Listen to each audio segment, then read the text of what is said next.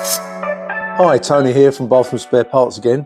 Today we're looking at quite an unusual shower head, which has caused a lot of problems for people because they don't know how to undo it or get the hose off. Obviously this is a damaged one here, but basically what you need to do is pull at this point here.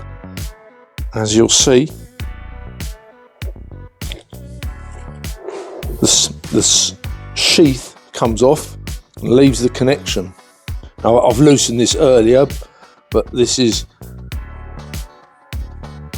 the connection. So obviously this is the hose we want. Now, this thread is not 3/8 BSP thread. We call it a bastard thread, if I'm allowed to say that.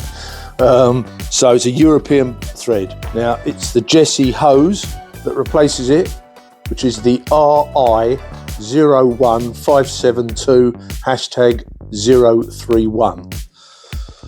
So that's the one that replaces it. And again, putting it back, it's just a reverse. You push the new one through, tighten it on, obviously with a spanner, nip it up, and then that just neatly pushes back in. And there's your handset at last.